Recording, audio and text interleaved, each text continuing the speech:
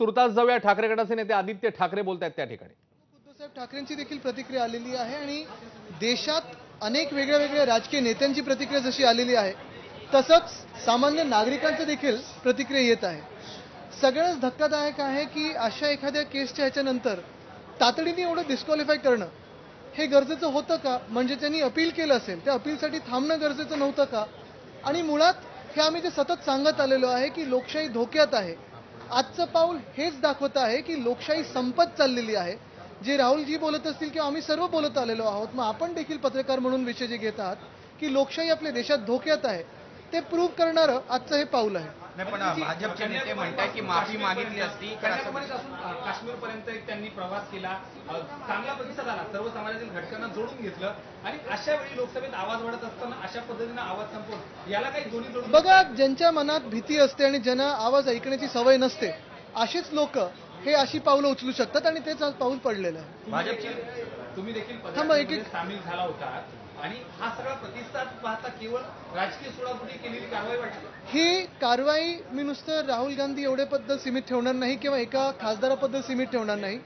ही कारवाई एवढंच दाखवते की आपल्या देशातली लोकशाही संपत चाललेली आहे आणि कुठेही आपल्या देशात जे सत्य बोलतात त्यांना स्कोप राहिलेलं नाही। आज हे सगळ्यांसमोर आलेलं आहे। भाजपचे नेते म्हणतात की जर माफी मागितली असती तर कुठेही असा विषय झाला नसता, त्यामुळे माफी मागावी, पण काँग्रेस म्हणते आम्ही रस्त्यावरची लढाई लढायला तयार। महत्त्वाची गोष्ट म्हणजे सत्यासाठी लढताना माफी कोणाची मागायची आणि कशासाठी मागायची हा एक विषय राहतोच।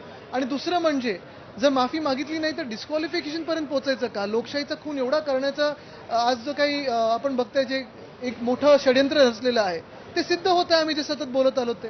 आणि म्हणून मी हे सतत सांगेन की हा विषय आणि आम्ही जे आज रस्त्यावर आलो आहोत ते नुसतं राहुलजींसाठी नाही, आज नुसतं एका खासदारांसाठी नाही, तर देशातल्या लोकशाहीसाठी ही धोक्याची घंट आहे।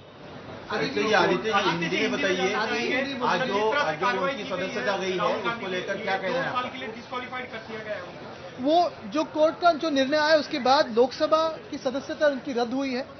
यही बात रहती है कि ये जो पूरा निर्णय है और जो हम एक बहिष्कार करें या इस निर्णय को विरोध करें, इसीलिए करें क्योंकि ये सिर्फ राहुल जी के बारे में नहीं, राहुल गांधी एक व्यक्ति है, एक लोकसभा सांसद के बारे में नहीं, लेकिन जो हमारे राज्य में और हमारे देश में लोकतंत्र को जो धोखा निर्माण हो रहा है उसी के बारे में हम बात करते आए हैं। और वो आज सिद्ध हो रहा है सबके सामने कि हम जो बातें करते आए हैं वो तो प्रूव हो रही है कि लोकशाही को धोखा है, लोकतंत्र को धोखा है, हमारे संविधान को धोखा है। ये बात आज साफ हुई। जिस तरह से उनको रिस्पांस मिल रहा था भारत जोड़ो यात्रा में, कहीं ना कहीं उससे डर के इस तरह का एक्शन लिया गया है, क्या लगता है? डर तो अच्छा ही होता है क्योंकि जब सरकार के मन में डर होता है तो ऐसी कार्रवाई होती है।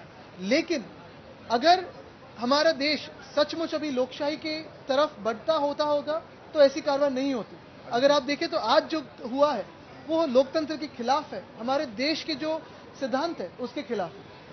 बीजेपी कह रही कि माफी अगर मांगते अहंकारी है वो, अगर अहंकार के कारण माफी नहीं मांग रहे, माफी मांगते तो शायद सजा भी कम। मैं बात दोहराना चाहता हूं कि ये बात सिर्फ एक एमपी की नहीं, ये बात एक सांसद की नहीं, ये बात राहुल गांधी की नहीं, ये बात पूरे देश में जो सत्य बोलते हैं, सत्य के साथ खड़े रहते हैं, उसकी रही है, लोकतंत्र की रही और संविधान की रही। 2024 को इलेक्शन को देखते हुए इस प्रकार से राहुल गांधी को क्या रोका जा रहा है या ये संकेत? उनको अंदर भी बोलने का मौका नहीं था, बाहर भी वो बोलने का जो मौका था तब डिस्क्वालीफाई किया गया है। और अगर आप देखें तो हम भी यहाँ भी यही बात कहना चाहते हैं कि सत्य के साथ जो खड़े रहते हैं उसकी आवाज दबाई जा रही है और ये सिर्फ राजनेताओं की नहीं, पत्रकारों की भी होने लगी है। आदित्य जी, कांग्रेस इसको लेकर रास्ते पर उतरेगी, क्या शिवसेना भी शामिल होगी? सबसे अहम बात यही रहती है, जैसे मैंने कहा कि कांग्रेस हो, राष्ट्रवादी कांग्रेस हो, हम हो, महाविकास आघाड़ी यहाँ है, लेकिन पूरे देश में जो भी व्यक्ति सत्य के साथ खड़ा रहना चाहता है, सत्य के लिए लड़ना चाहता है, ये सबके लिए बात समझना जरूरी है कि आज हमारे देश में लोकतंत्र और संविधान को धोखा निर्माण हुआ है, सत्यमेव जयते का धोखा निर्माण हो रहा है और इसी के लिए मुझे लगता है सभी ने लड़ना जरूरी है। क्रिमिनल डिफेमेशन केस था, नॉट अ सिविल वाला, उसमें पहले ये था कि कोई भी उनको सजा होती है तो उनकी संस्था पे खतरा था। कांग्रेस का ये कहना है कि सेशन कोर्ट नहीं गए, हाई कोर्ट नहीं गए, सुप्रीम कोर्ट नहीं गए और ये डिसीजन मान लिया। बिल्कुल, लेकिन अगर ये डिफेमेशन पे ऐसे बातें होने लगी, सांसद को ऐसे होने लगा, तो आप और मैं तो क्या करें? आपको लगता है कि जल्दबाजी हो गई इसमें थोड़ा सा, क्योंकि उनको जल्दबाजी नहीं, ये तो प्लान है कि लोकशाही लोकतंत्र को खत्म करने का जो प्लान है वो आज सिद्ध हो रहा है। धन्यवाद।